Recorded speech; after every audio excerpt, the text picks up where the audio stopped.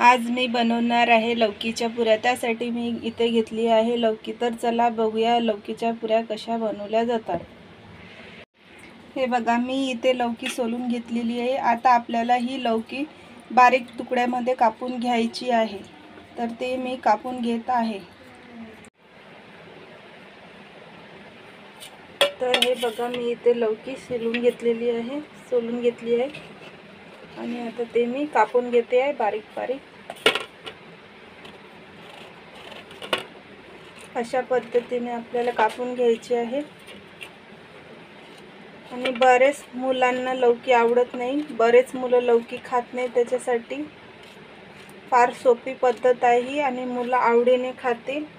आणि जे लौकीमध्ये असते, जे हार्टसाठी पण लौकी चांगली असते, आपल्या हृदयासाठी। प्रत्येक याच्यामध्ये लौकीचे जे गुणधर्म आहेत ते चांगले आहेत आणि लौकी खाणं खूप चांगलं असतं। तर जे मुलं खात नाही लौकी, ज्यांना आवडत नाही, बरेचसे मोठ्या माणसांनाही लौकी आवडत नाही, लौकीची भाजी आवडत नाही, त्यांच्यासाठी हा अगदी साधा उपाय आहे लौकीच्या पुऱ्या, जे आपण आज बनवणार आहोत। तर इथे मी अशा प्रकारे हे लौकी कापून घेत आहे। अशी ही आपली लौकी कापून होती आहे। ही लौकी आपली कापून झालेली आहे।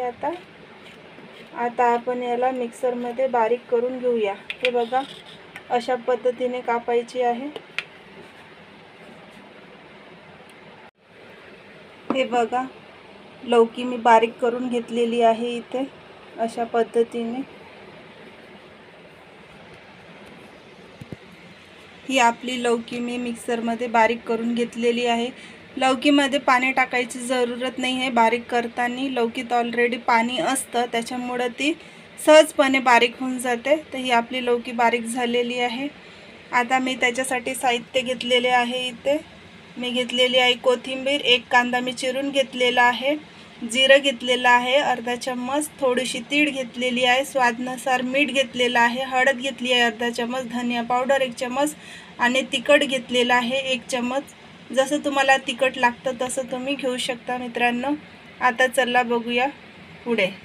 हे बघा, मी इथे 2 वाटी पीठ घेतलेलं होतं आणि मी त्याच्यामध्ये जे बारीक केलेलं होतं आपण लौकीचं मिश्रण ते टाकलेलं आहे।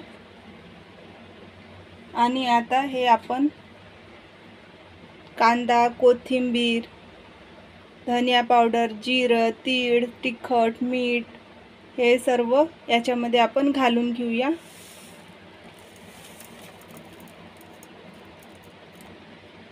अशा पद्धतीने। आणि आता याला चुरून घेऊया चांगलं व्यवस्थित, मिसळून घेऊ छानपैकी।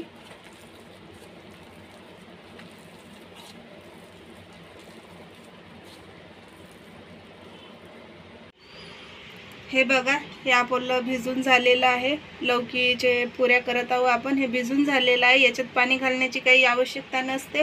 आणि जर आपण पीठ भिजवताना हे ओलं म्हणजे जास्त पातळ झालं तर याच्यामध्ये आपण कोरडं पीठ घालून पुन्हा भिजवू शकतो।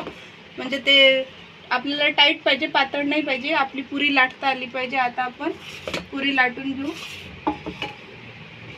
आपण पुरी लाटून घेत आहोत। मी गॅसवरती तेल ठेवलेलं आहे, तेल गरम झालेलं आहे।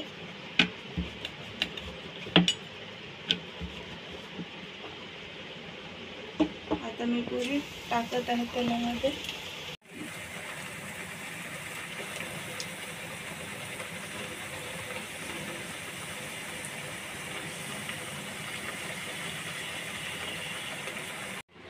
हे बघा, अशा पद्धतीने आपण पुऱ्या काढून घेतलेल्या आहे। ह्या झालेल्या आहे आपल्या लौकीच्या पुऱ्या।